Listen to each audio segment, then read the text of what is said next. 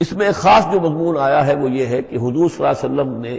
جو شادی کی حضرت زینب سے رضی اللہ تعالی عنہا،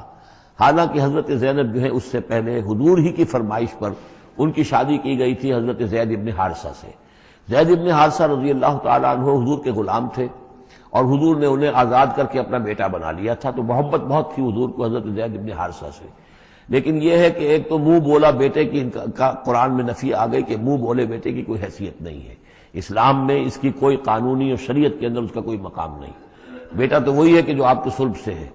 دوسرے یہ کہ اب منہ بولے بیٹے کی بیوی جب حضرت زید نے طلاق دی تو آیا منہ بولے بیٹے کی بیوی سے کوئی شخص جو ہے وہ نکاح کر سکتا ہے؟ کیا وہ محرمات عبدیہ میں سے ہے؟ تو عرب میں رواج یہ تھا کہ چونکہ وہ منہ بولے بیٹے کو بھی سمجھتے تھے کہ جیسے اصلی بیٹا ہے، تو جیسے یہ کہ جو صلبی بیٹا ہے اس کی بیوی سے اگر اس نے طلاق دے دی ہو یا فرض کیجئے بیٹا فوت ہو گیا ہو، تب بھی یہ ہے کہ اس کی جو بیوی ہے بیوہ ہے یا مطلقہ ہے اس سے وہ شخص شادی نہیں کر سکتا، شوہر جو فوت ہو گیا ہے یا جس نے طلاق دی اس کا باپ۔ تو یہاں پر اس پہ بڑا طوفان اٹھا، بلکہ یہ کہ حضور کو خود اندیشہ تھا۔ حضور نے ایک طرح سے کہہ کے بہت کہہ سن کر حضرت زینب کو آمادہ کیا تھا کہ وہ شادی کر لیں۔ زینب جو ہے رضی اللہ تعالی عنہ اونچے گھرانے کی، بنو ہاشم کی خاندان سے تعلق رکھنے والی، اور حضرت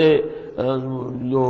زید ابن حارثہ تھے ان پر غلامی کا داغ لگ چکا تھا، تو عرب کی ایک خاص جو ہے ان کے ہاں ایک سوچ تھی، ان کا ایک مزاج تھا، ان کی روایات تھیں۔ لیکن بہرحال حضرت زینب نے حضور کی فرمائش پر وہ نکاح کر لیا،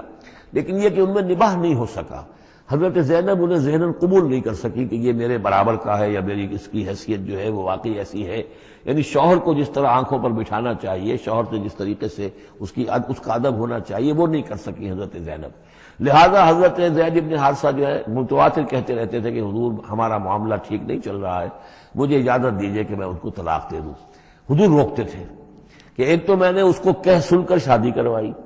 وہ تو اس کے لیے آمادہ بھی نہیں تھی، نہ گھر والے آمادہ تھے، لیکن میرے کہنے سے شادی کر لی انہوں نے۔ اب یہ طلاق دیں گے تو طلاق کا داغ لگے گا ان کے اوپر اور صدمہ ہوگا، تو حضور روکتے رہے۔